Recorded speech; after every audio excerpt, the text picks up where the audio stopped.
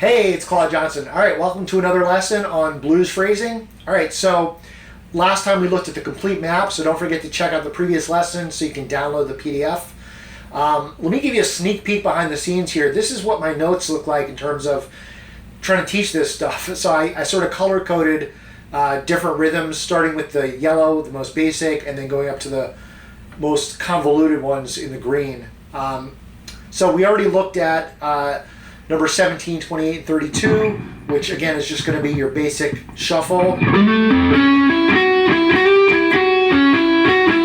And the triplets.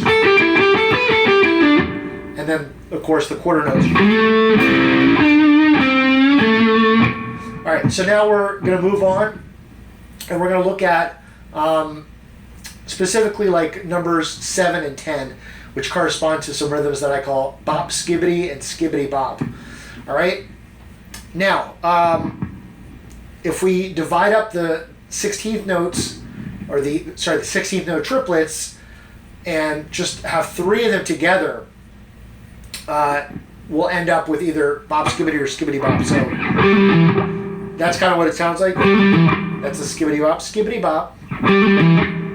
Now, in context, you could play a blues riff, maybe starting on the root, where the first beat would just be like, and then you throw this in. So the whole riff would be something like.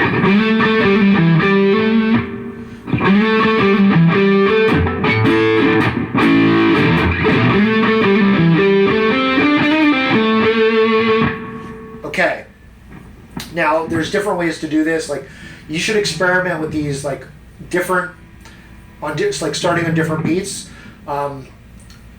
Do what feels natural. So, like, for me, this feels natural to just like start with the root and then throw in the skibbity bop. But that's not the only way to do it. So you could start like on beat 1, let's say descending from the root. By the way, we're in the key of A. So I could descend.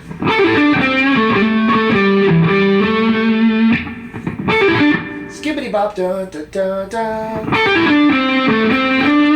Okay.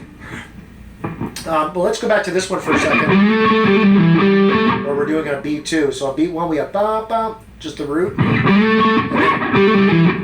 Now I can play around with this, with the notes here. So I could do, instead of, I could start here and descend from the minor third.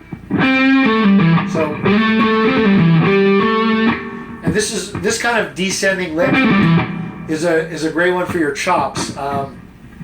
You can do it even with just like one pick stroke, like an upstroke, and then hammer on, pull off, and then hammer on to the next stroke. So watch my right hand. I'm only going to do it one upstroke.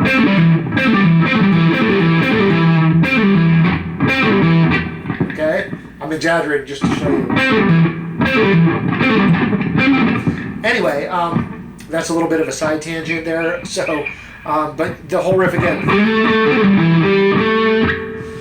You could also do like just back to the, or you could go up back to the previous string like this, which I really like.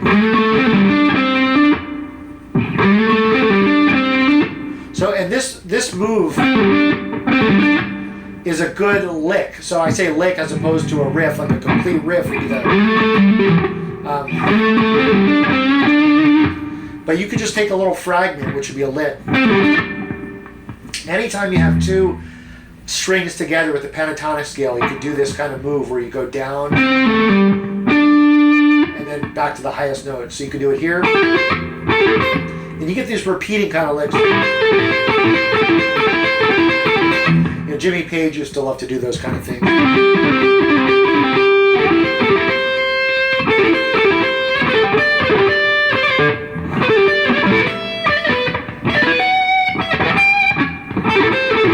Anyway, you get the idea of that. So, let's see. Now we can take the opposite rhythm, like starting with the notes tied together, like bop, skibbity, I call that. Now I want to make an important point before I forget. So, this longer note is actually like a half of a quarter note. So in other words, it's like a straight eighth note, which kind of sounds maybe confusing. At least to me, it was a little bit counterintuitive because we're playing in a shuffle feel, but you throw that in, it doesn't sound like you're changing the groove at all, right? It just sounds like it's part of it. It kind of sounds like a lazy triplet kind of thing.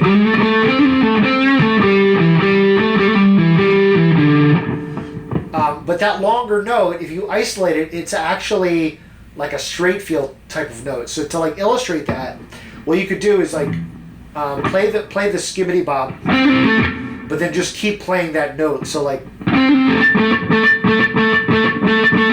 now when you play that, it totally does change the groove. When you're just playing that by itself, it becomes like a straight feel. So, but it's good to do it just so your mind gets used to the exact length, like how long that note is.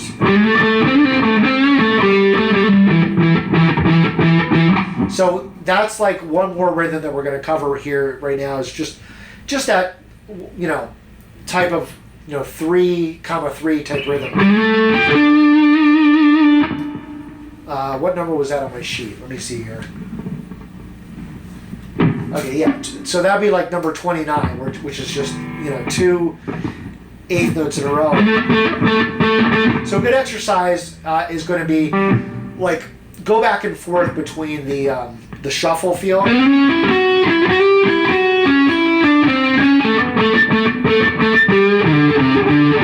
It's going to feel really weird at first to do that.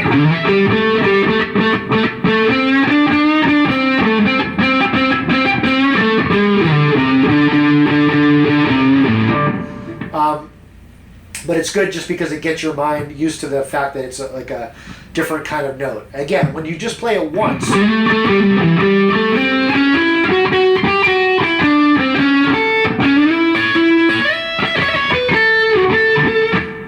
it doesn't change the groove and it just fits right in there.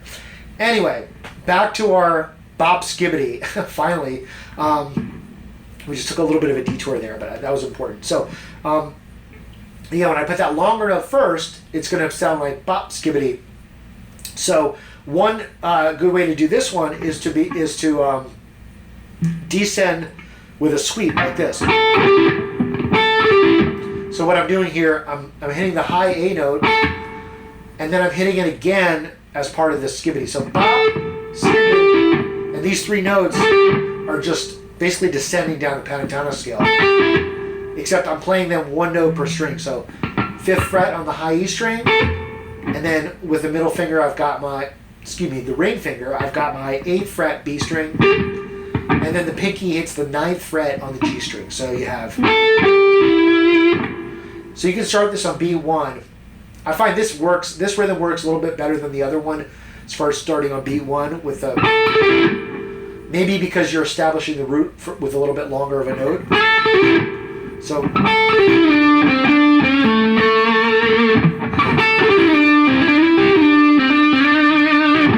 okay, so you can do this with any pentatonic note. It's just gonna change how you finish it. It's gonna make it make sense. So like I could do this one starting on the 5th,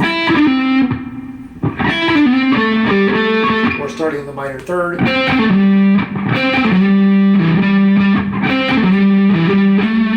Or starting on the 7th.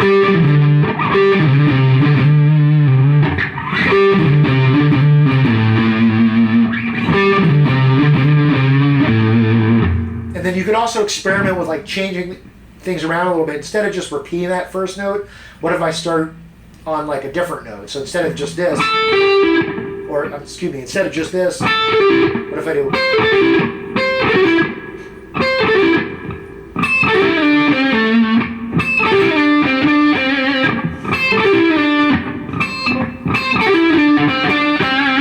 All right, and then you could also like ascend if you want. So, or again, you can start in a different note.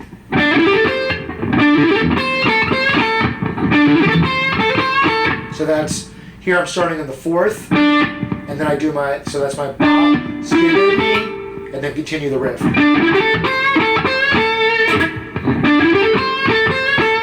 So anyway, I think that's enough examples, but these two rhythms are really powerful. So bop skibity and skibity bop. So again, I like these. I think they're really fundamental. They fit very like naturally when you're just playing your shuffle notes. And you can just squeeze those in and yeah, play around with it. Just get used to this rhythm. And then also like the 3/3 rhythm. When I hear like a straight feel groove like that, it reminds me of something that Eric Clapton might play.